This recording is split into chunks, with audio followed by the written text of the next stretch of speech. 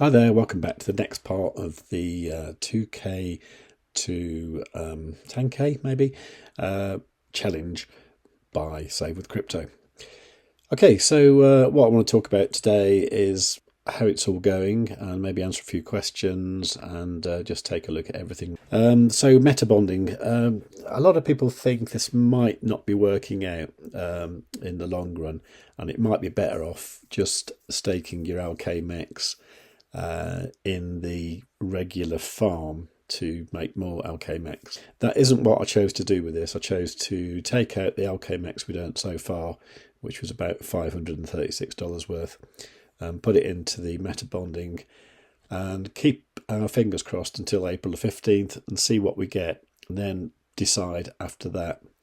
I mean, I'd say generally going forward that I'll probably leave this as it is, and then any new LKMEX that I harvest, which I'll do in a moment, I'll just stick it into the regular farm. Now, as far as staked eGold goes that you may have on your Maiar app or something, I mean, that's going to get metabonded anyway, so as long as you've got the DEX, then it's all good. You know, you'll see any staked eGold you have here. In this case, I haven't got any, but I have in my larger account. So if you're staking on the Maiar app, Metabonding is a no-brainer because you're getting something for nothing there. Okay, so let's have a look at the state of the farms. And it looks like the LP farms are ready to harvest. You've got about $17 worth in there. So let's do that. Let's harvest that. And this is using the DeFi wallet. So do that. Confirm. Okay, transaction successful. So in this case, all I'm going to do, I'm just going to restake that LKMEX in this farm here. Let me just check the meta staking, because that's where I've got the ride. And there is actually $17 worth of LKMEX there, so I may as well have that as well. So let's harvest that. And I do get a little bit of ride as well. I do notice the gas fees are slightly higher today. That's like 14 cents. And what I want to check out is the price to restake that ride in this regular staked ride farm here. So let's have a look. So I've only got that much. So that's 134 ride. Okay, it's only 9 cents to restake that, so I think I'll do that. Okay, so I mean there's a tiny amount there, $3.85 worth of ride, but it may as well do something, hadn't it?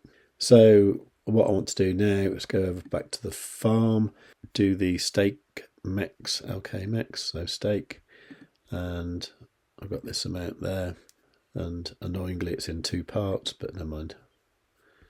So let's stake that lot. Oh, it's 21 cents to do that.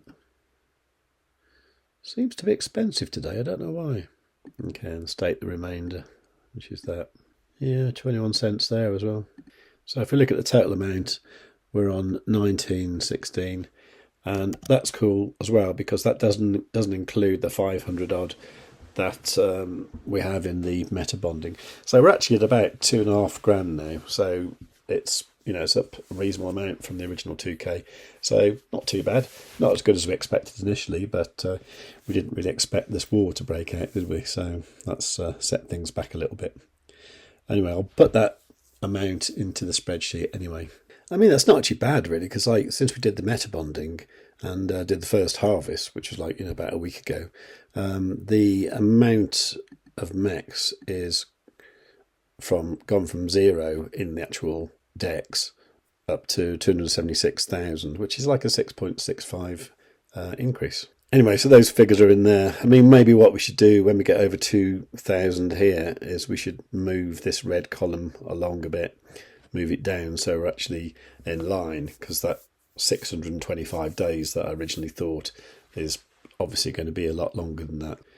Anyway, just to look at a few comments, Seabass City said, out of curiosity regarding the MEX price debate, I understood with added utility to the ecosystem, it will be a deflationary token due to fees burning.